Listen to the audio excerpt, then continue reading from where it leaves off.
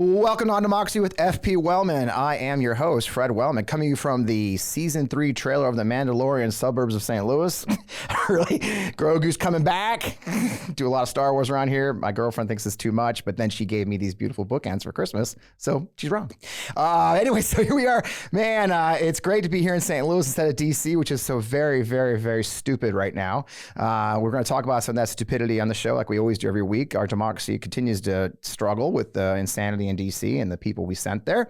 I've got a great guest who has a really unique perspective on that, better than most. So I'm not going to waste any time like I usually do. Let's get right on to the show.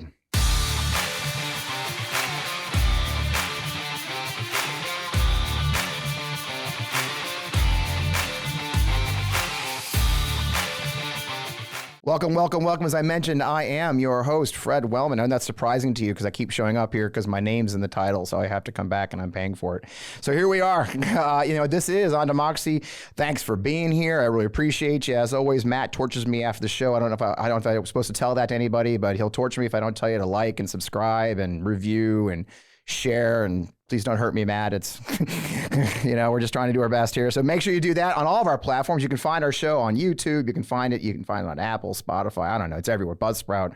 But in the meantime, we've got a great show. It is a crazy week this week. We're going to say that a lot from now on. I think I say that every week. Let's just not bullshit ourselves. I actually say that every week. My aunt says I do. So thanks.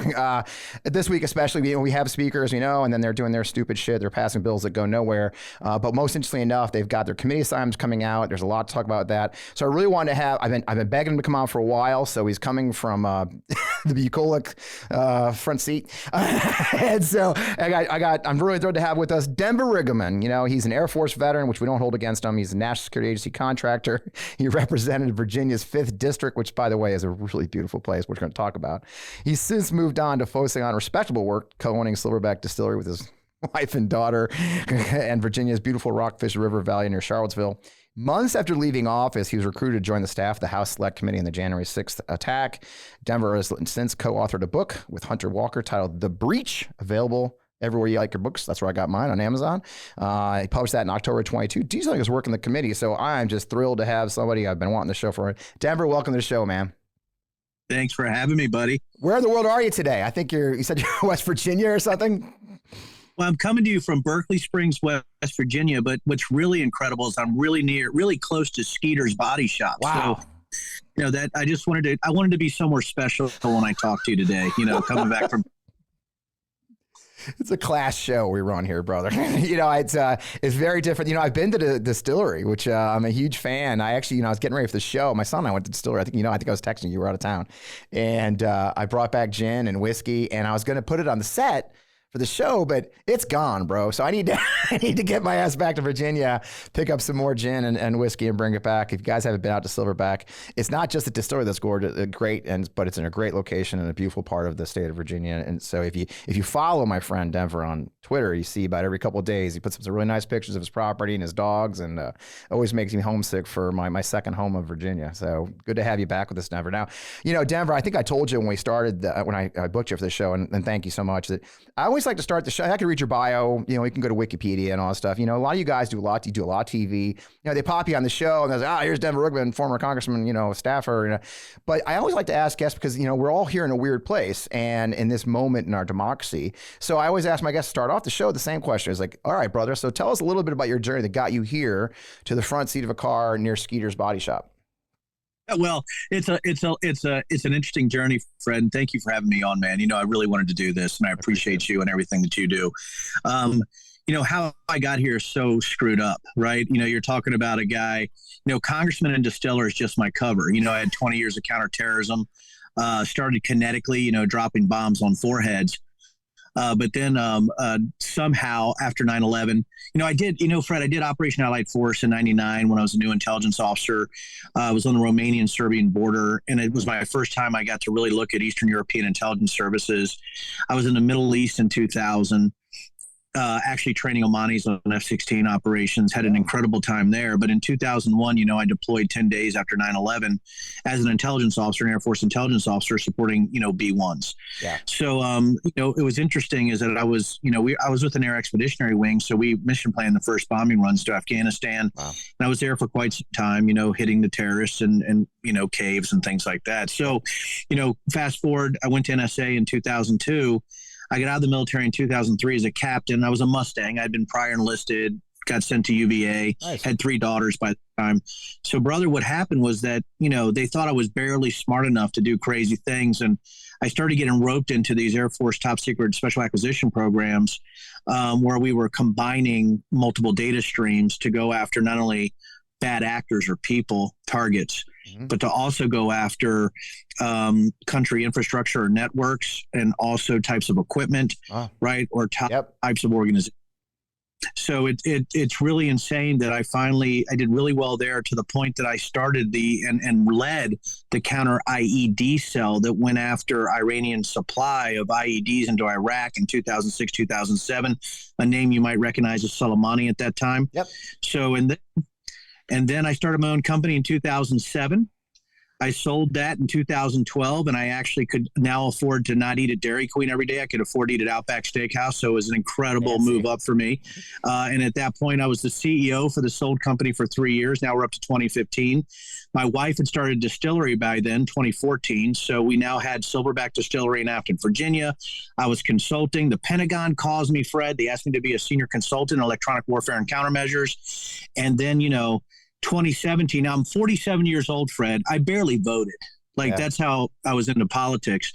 But somebody said, Denver, you're really smart in the small business stuff. I almost said, shit, I apologize. You're very, you're this is not a G-rated show, my friend. Matt's very offended back there. Figured you would. So here I am, right? And I run for governor for all of 10 weeks in 2017, never being to a committee meeting, just straight out, just like, hey, I'll run for governor, and for somebody who is in the intelligence field, you would think I would have prepared the battle space a little bit better, Fred, but I did not. But you were Air Force, though.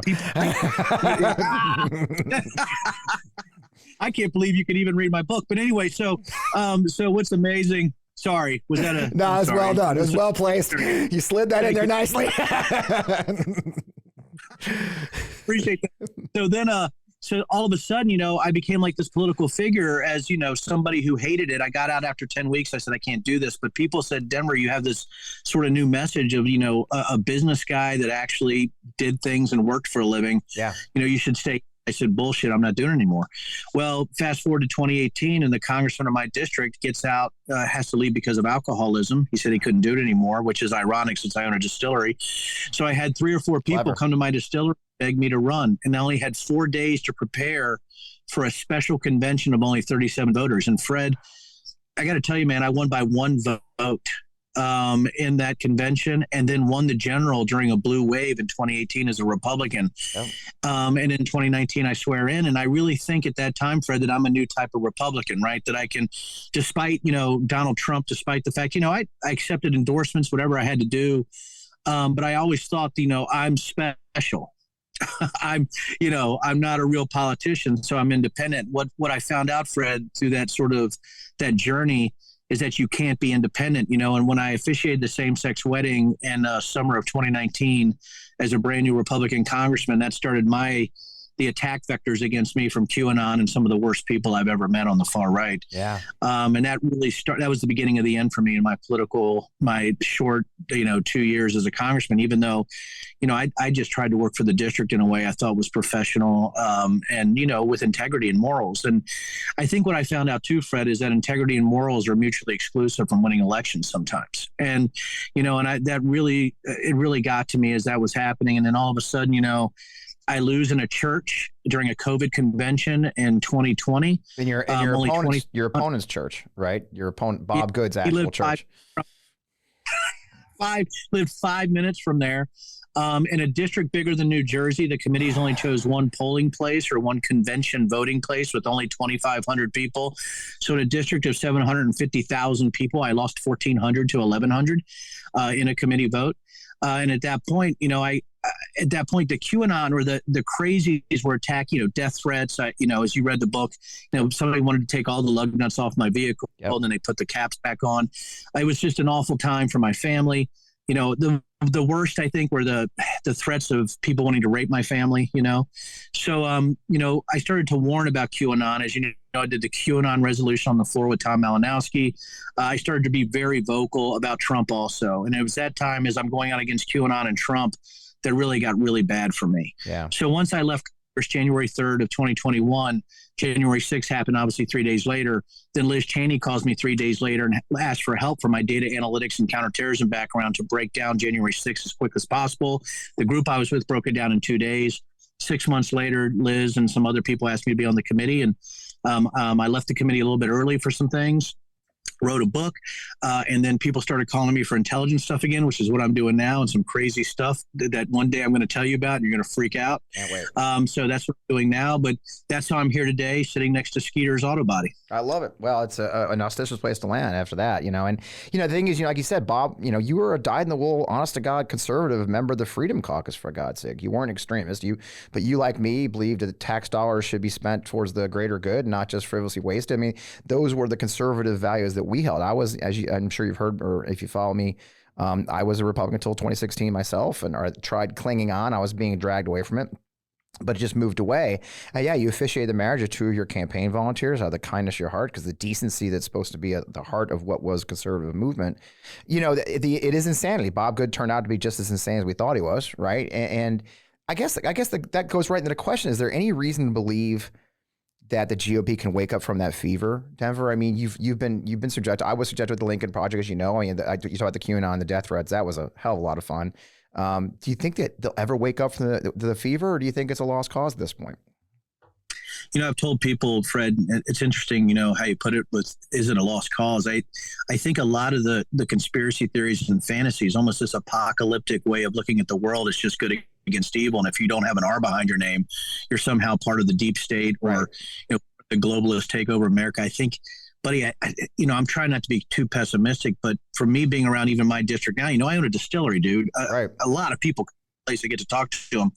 I think a lot of that crazy is baked in, Fred. And I'm afraid, I think there's probably between 40 and 50% of the GOP electorate. I don't think you can turn around from sort of the baseline beliefs that regardless of who you are as a human being, if you're a Democrat or an independent that doesn't go their way or doesn't think exactly the way they want to think, especially with this new blend and breed of Christian nationalism, I just don't know if you get that 40 or 50% back no matter what happens. And I think I've been sort of right on that the past 2 or 3 years. I thought January 6th was a great victory for some of these individuals, the Western chauvinist movement and things like that. So I think right now, I don't think it's actually been more powerful as far as the radicalization, certain elements in the GOP when it comes to the sort of the MAGA way of looking at things specifically.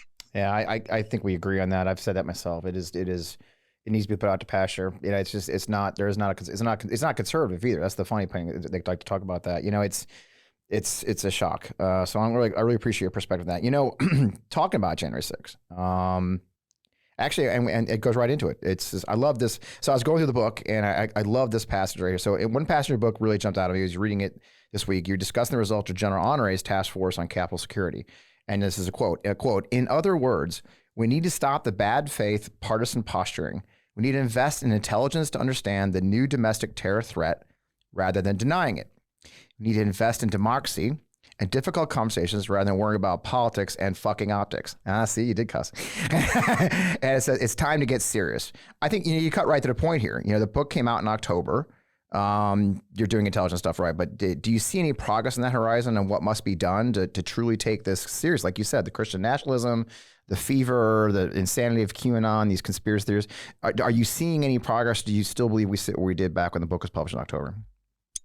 I think we see. I think with the committee report, as far as definitely, I think there's some good parts of the committee report. I've been critical, about the lack of real data and command and control sort of elements in the report. But on a whole, I thought the committee did a pretty damn good job of painting Trump for who he was. I think, though, I will say this: what I've seen now.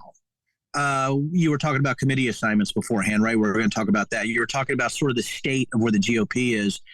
I think that January 6th is now actually a segment of the GOP. I think you could actually break it down. There used to be, Goldwater Republicans or Reagan Republicans.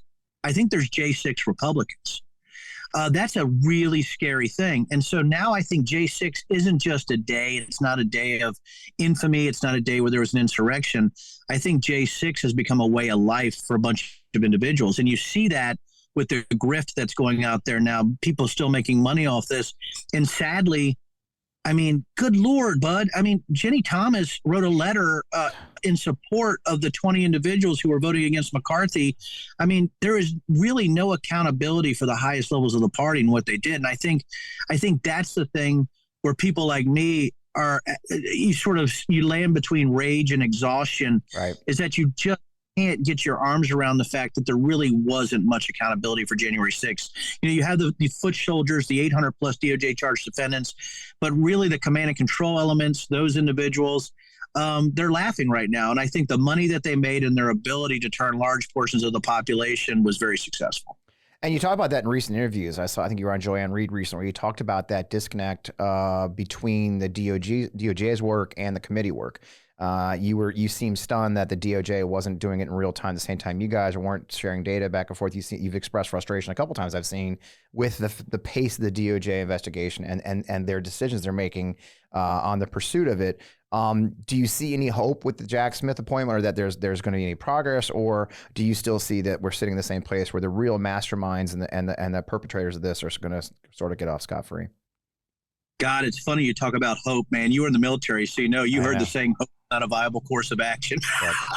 Right? Hope is not a strategy. Yeah, and I think I'm out of hope. Okay. I think really what it comes down to is I'm just seeing what happens now. It's almost like this sort of cold. It's not a cold like whatever happens. It's not nihilistic at all. But it is almost to the point where, it's been now, we're over 2 years, right, bud? We're over 2 years since Jan 6. If we didn't have real-time data sharing, which is something we learned from 9/11 on, if we had these intelligence failures on one side, on the other side, we had this ability for just en masse radicalization for fantasies. I mean, people who honestly believed Lord of the Rings was a documentary. You have these people, attacking the Capitol. It's very difficult for people who are facts-based, sort of normal or sane, I think, to look at this in any way, but I'll just have to see what happens. And that, being this long, really the data is there. I know the data is there. We had the call detail records. We saw the text messages. That's my frustration. I don't know if the DOJ or the FBI was working in real time with the data that we had. I don't know if they did the same CDR subpoenas. They can get a lot more data than Congress. And that's the thing, Fred. They have the authority to get geolocation data and data where they can see where people are. We didn't. We only got to from data.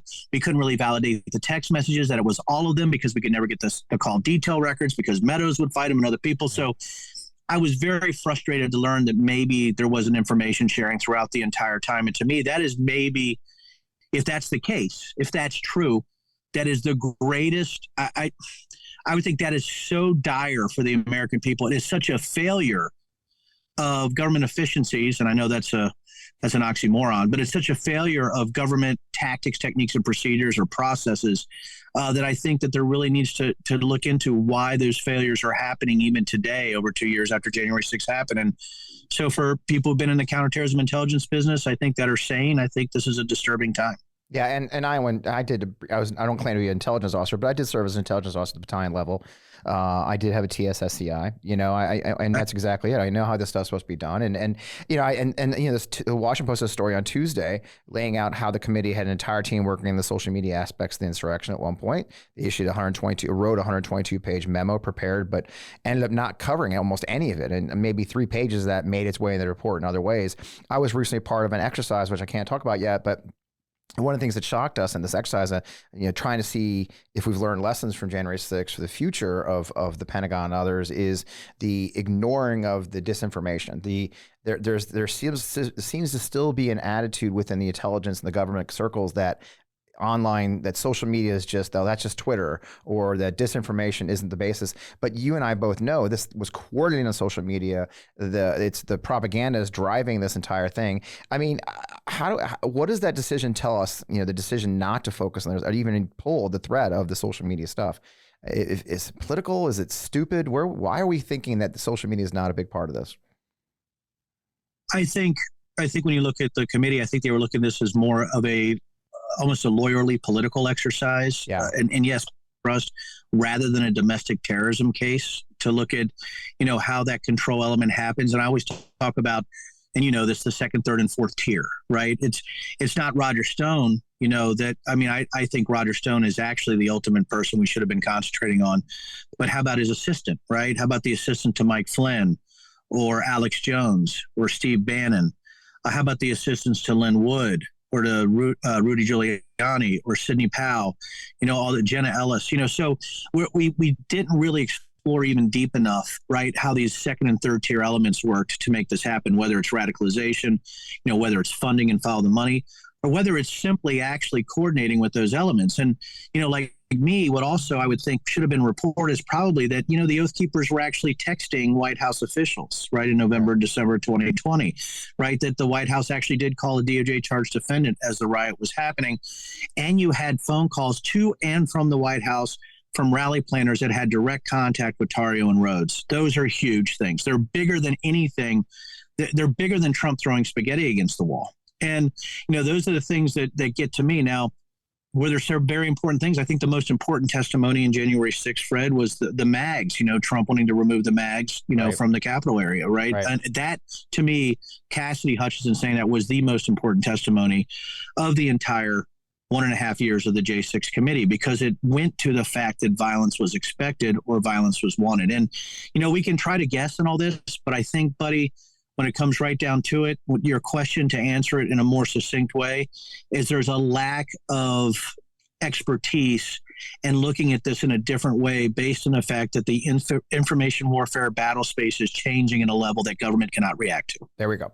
Yeah. It's something I talk about a lot, right? Is that these institutions that we have are not at all well prepared or understanding of the times we face. My first thought when I read that story about them ignoring the social media aspects of this was, yeah, the dinosaurs just don't effing get this shit. I mean, you know, I'm not going to name names, and it'll come out lately. There's going to be a documentary about the exercise I was in, but we had some wonderful, very senior people, you know, the graybeards. You know, you've done the military exercises, right? You have these graybeards, and they're all retired generals and stuff. But they simply didn't understand. The tabletops, right? But they simply don't understand they don't understand the impact of social media. They don't understand the impact of these conspiracy theories and these alternative networks. Someone said something, I shouldn't give it away, but somebody said something really interesting to me. Oh, in our after action review, one of the senior people playing a senior person said, look, Twitter doesn't matter. Only less than 10% of the population is on Twitter. And I'm like, are you fucking kidding me? Right? That is actually as incorrect as you can get, right? I mean, you're talking about, you know, am I back? Did you lose me for a second? If I did, I'm sorry. Oh, I'm still there. Good. Okay. Yeah, you're good. Yeah, that is about as incorrect as you can actually. The issue that people don't understand in information warfare battle space is the perturbations or the cascading effects of different social media platforms that play off each other, right? And the fact that a lot of that can be coordinated, even in a decentralized way. You know, once something is memed or they have something that's working, they can do it in multiple layers, right? Fundraising, they're using the same hyperbolic and outrageous language for digital or mailers, right? All the stuff that they're doing when they're going out there, the same language is being parroted by multiple, you know, sort of standard media platforms, whether it's OAN, right, whether it's Newsmax, Tucker Carlson on Fox and Fox Nation, and some dumbass, you know, ignorant, vile documentary like Patriot Purge, right? So all these are working together with Twitter, right? With other platforms also, right? You have Rumble, right? You have Parler, you have Gab, you have True Social, you have encrypted image boards, you have the Chans, whether it was 4chan or 8chan or 8kun, right? You have the Donald.win. All these things actually build on one another. So for anybody to say that Twitter doesn't have some kind of effect because only 10% of the American public on there, we have 350 million people, give or take, in the United States of America, 340 million. We're only 10%. Okay. Right.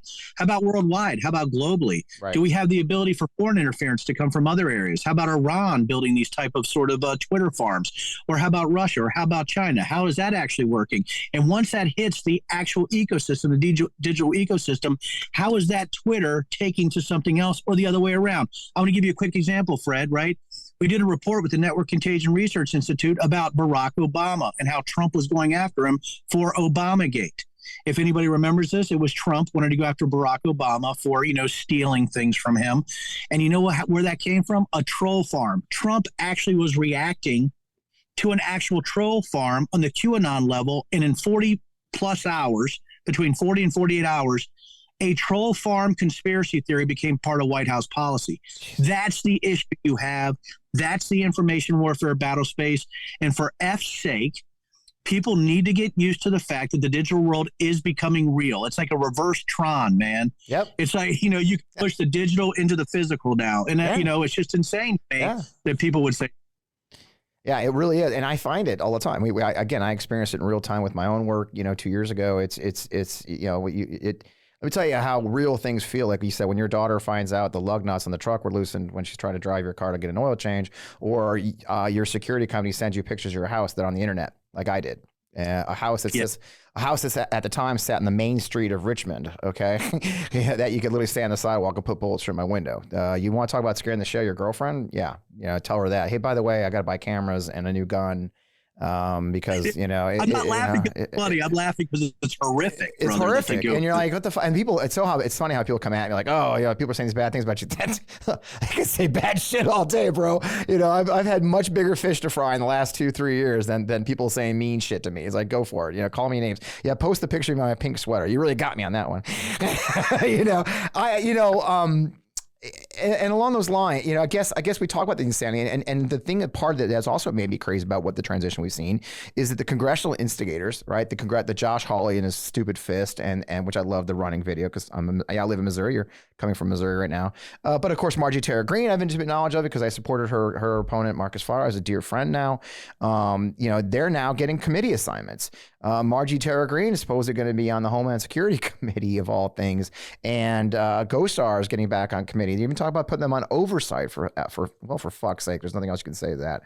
I mean, it just feels like you've been up there. So let's talk about it. You were on the Committee for Financial Services, I believe. What's the importance of this? I mean, what is the power that just even putting? I think some people dismiss it, but what do you think is the power and the risk for having these fools on these committees? As someone who's sat there, you've been on the other side of the podium of the dais there. What's your spin on what we're seeing? You think about financial services, prudential regulation, and oversight. If you're looking at Treasury, you're looking at, talking to, the Fed, all the things with all the big banks, right? You got the big banks, the medium banks, the small banks, credit unions, and security, right? When you're talking about OFAC, right? I was as a first-term congressman, because of my background in intelligence, right? I was on the National Security Subcommittee. I was actually vice chair because I know what I'm doing. Right. The responsibilities are huge on congressional committees, and you better have people with an IQ over moron.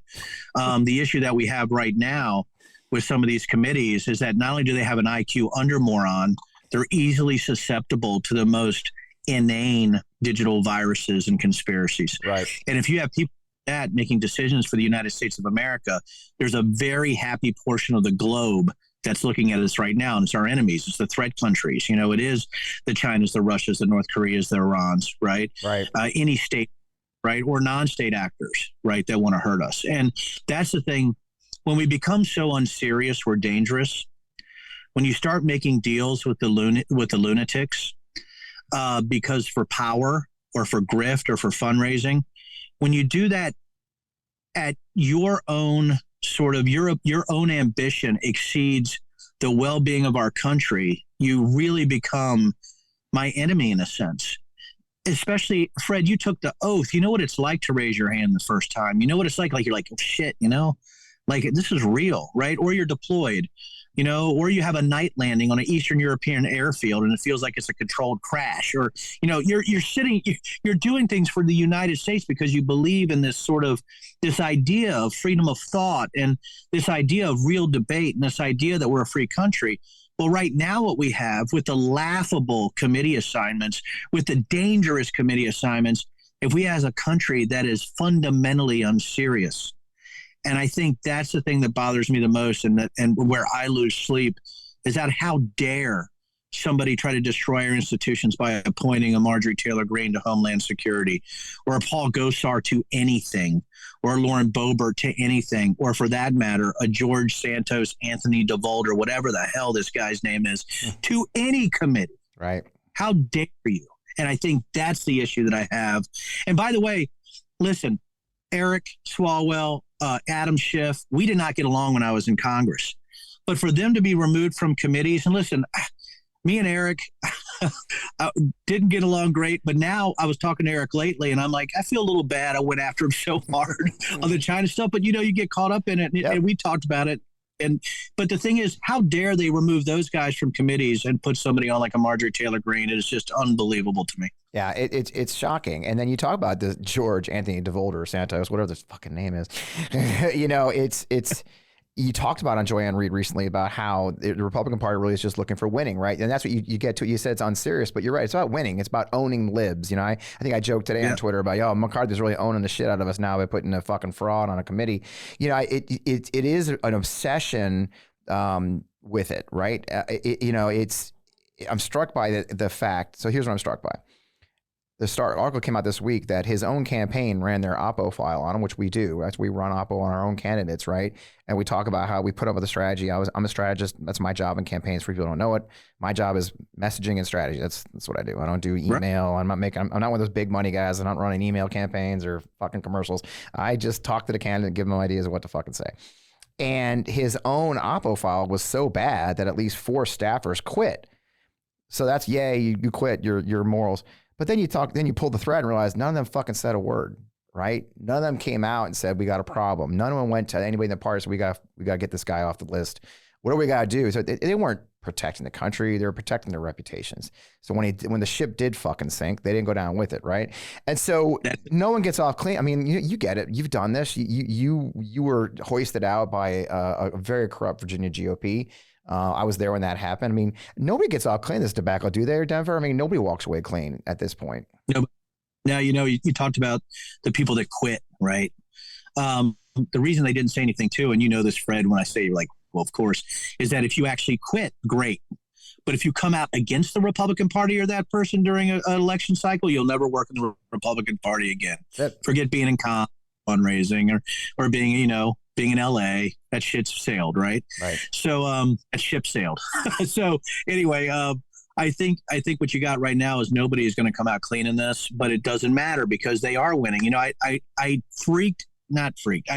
was so stunned, Fred, when it was like democracy won, the Republicans only won by a few seats. I'm like, this is going to be the nuttiest 2 years that we've ever seen. Possibility of violence is going to rise, and we just saw that in New Mexico, right, Fred? Actual violence, actually gunfire. I've been saying it. I've been screaming it from the rooftops. I mean, I remember giving my speech in October 2020 about QAnon, where nobody showed up, obviously, but, about how dangerous it was. And I remember coming off the floor and people telling me, Denver, you're smoking crack. These are just a bunch of loons in the corner that sniff glue and wear dunce caps, and all of a sudden you got people wearing horns attacking the Capitol on January 6th. And the thing that pisses me off, Fred, is that everybody's like, well, it was just aspirational. Even when you look at the intelligence services, we had people saying they were going to hurt members of Congress. We had people talking about the Great Awakening, right? We had people talking about the storm, right? And if you looked into this, if you took 10 effing seconds to look into what they were actually saying, what they want to do, elected officials, what they were talking about overturning the election, you should have taken it seriously. And now, Fred, we have people who quit over a George Santos because they feel bad, but they're absolutely terrified to tell the country or other people how bad this individual is. And we have that rippling across the political spectrum because winning is more important than the country. Right. And that's just where it's at. Yeah, and and we all lose. I mean, none of us win, and no one's governing. No one's actually doing the right thing for people. Article today, my friend Tony Messenger, who's been on the show before, his book's in this pile here. Hey, Matt, remind me to put out the book list at some point. I'll do that in the Twitter feed. But my friend Tony Messenger is a columnist here in St. Louis. He did a piece today about how families that are using the food banks here in St. Louis, because even when Social Security went up like the largest amount in 40 years, it pushed people just across the edge. They don't qualify for SNAP anymore. So people who got a $10 increase in their Social Security benefits lost $75 to $100 a month in food benefits. So now they're going, for literally a $10 difference. It's that. And there's no wiggle room in the system. And you know when they came up with this formula? 1964. 1964 hasn't changed since 1964 to define what is poverty in America. And so you've got real Americans suffering who can't make ends meet. And we're all fucking off in Washington worrying about, owning the libs and investigating fucking Hunter Biden and his hookers. It's just the inanity of it all and the stupidity of it all. It hurts your fucking head. You said something, and I won't want to keep you too long. I can't be, I'll be remiss if I don't do it. We're both of us are former, officers in the military. Both of us had clearances at the very top. I had a SCI. As I mentioned, I was a battalion intelligence officer. I'm kind of horrified by all of this that's going on with these documents, right? The classified document stuff we saw at Mar-a-Lago, and now we've got Mr. Biden and his glitchiness. It's funny, though. I'll tell a funny story. You'll appreciate it better than anybody. I remember when Petraeus got busted for sharing his classified info with his biographer / girlfriend. But do you remember the details, Denver? It was his green notebooks, those lime green fucking notebooks. So for those who aren't military, the issue that was there, it come from like the Company for the Blind or something like that. And everybody carries these lime green little notebooks everywhere. And that's what you take, right? You got them, right? And you take notes in them and you throw them in a footlocker when you go home. That's what he shared. He got brought up in charge because he shared his own personal lime green notebooks. I used to joke when that whole thing went down that there was thousands of fucking military officers burning little green notebooks in their backyards. Right? Shit.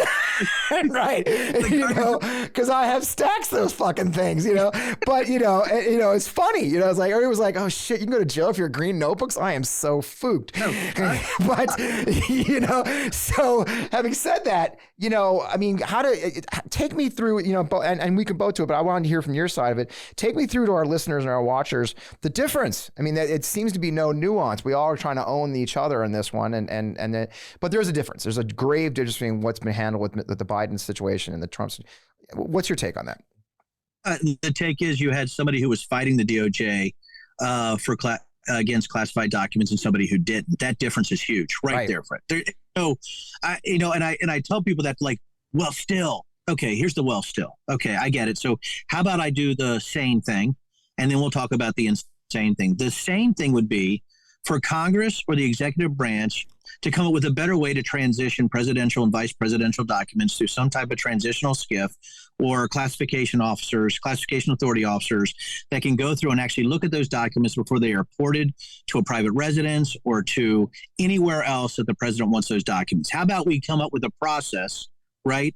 Either a legal process or some kind of coded process where this never happens again, because this is actually a threat to the American people when classified documents are floating around for presidents and vice presidents. That's sane.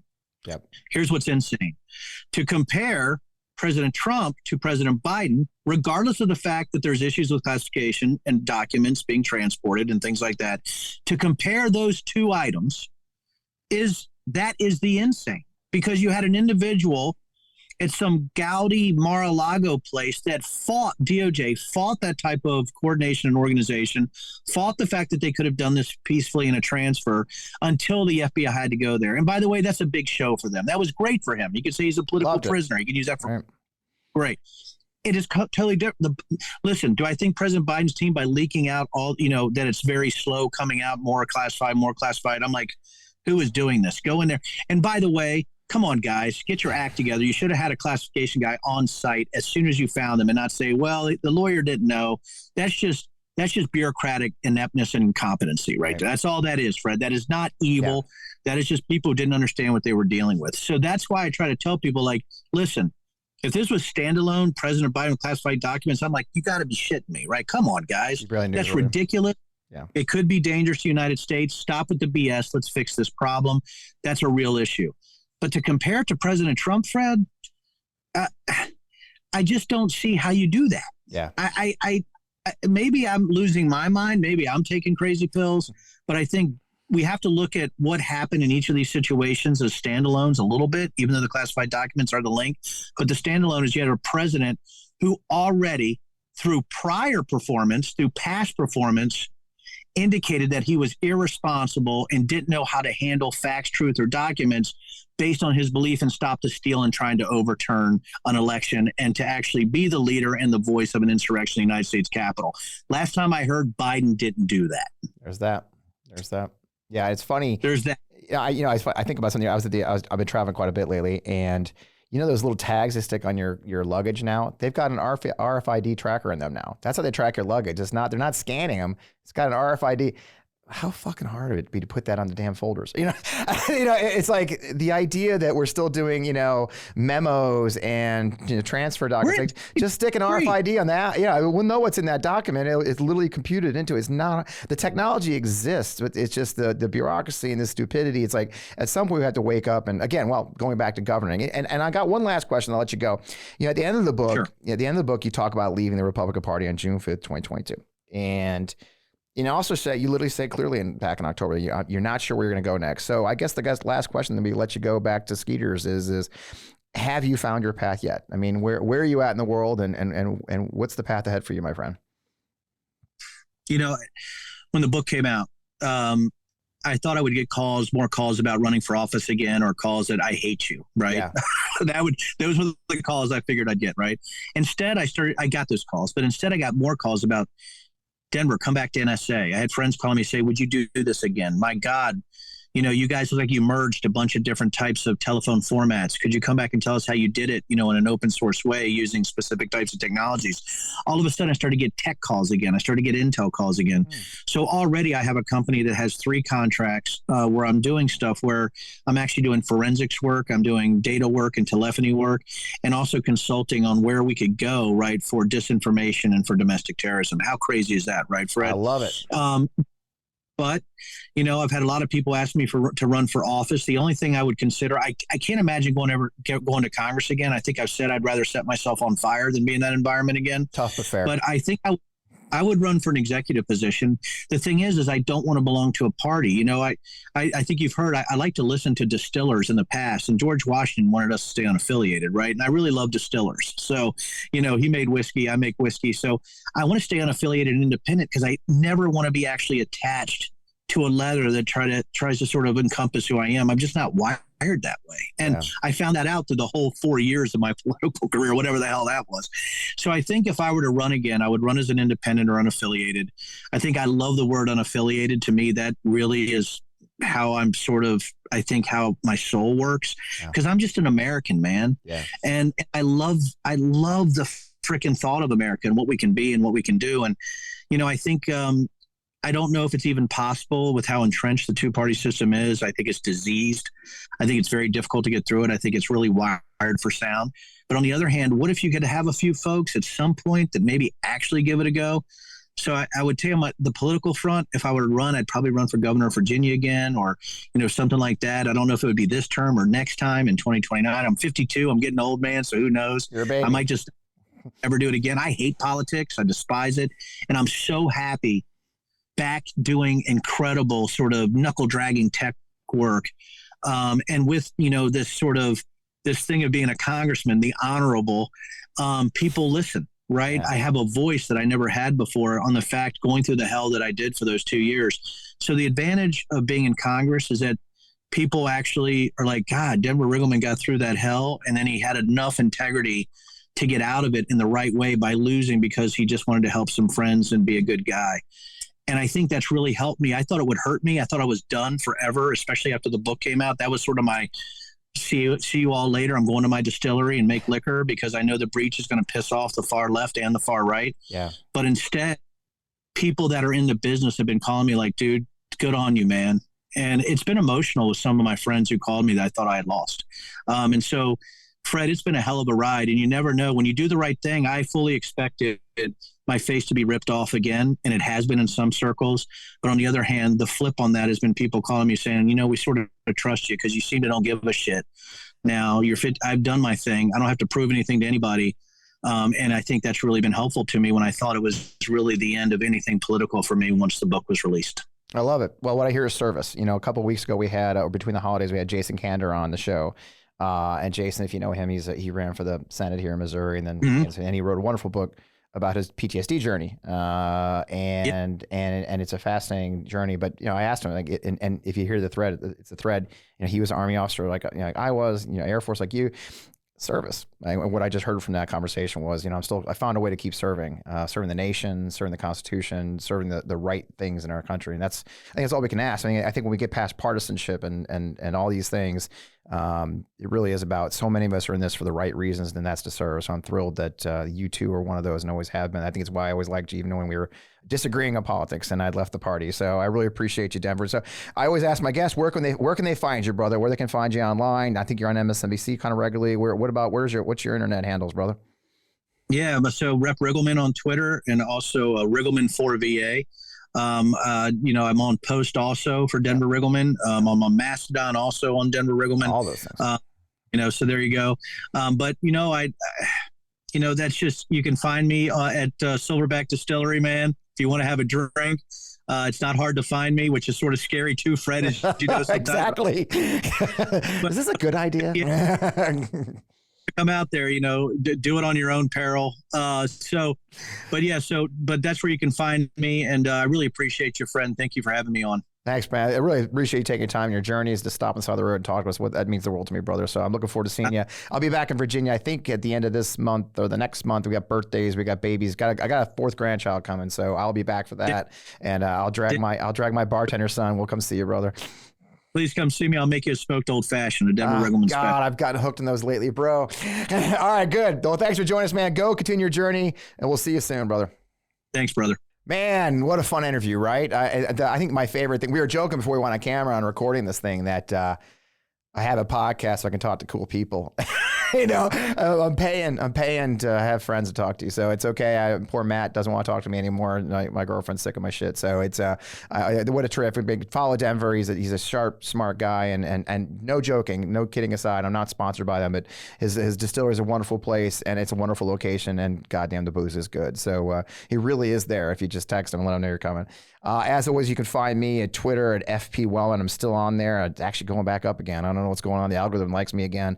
My official Instagram is FP Wellman Official. I'd love you to follow that. We're doing some good stuff there. And then all the other places, FP Wellman on Post and Mastodon.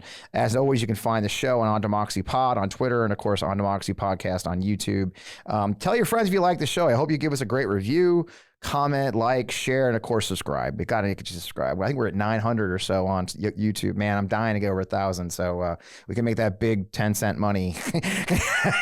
I am a paid podcast. We've made $25, so that's good. I got the nicest message last night from one of my oldest and dearest people I love, that she loves the show. Thanks for listening, Jennifer. I'm glad you're watching. I'm glad you love the show. It means a lot to me that you're tuning in. Before you go, I want to thank our great marketing partner, Vi Media. Vi Media is an award-winning digital marketing agency based right here in St. Louis. They can handle all your different marketing needs, not just in St. Louis, but nationwide. Your partners that generate proven growth in a variety of industries. So check them out. It's easy to find them on the web. It's vi.media. That's VIE.media on the internet. As always, you can find me there. Next week, I'm actually taking a short break, a little vacation, but I will be back for the next show in studio. We've got a wonderful guest, Santiago Mayer, of Voters for Tomorrow. I'm thrilled to have these guys on. Santiago is a dear friend and a smart young man who's making Gen Z get out there and vote. So join us next week. A lot of cool things. Check out the old shows. Check out the old clips. Follow us on Twitter. I think you'll find some great little nuggets that still pertain. The show is really rolling here in season 1. I really appreciate your part of it. Have a great week.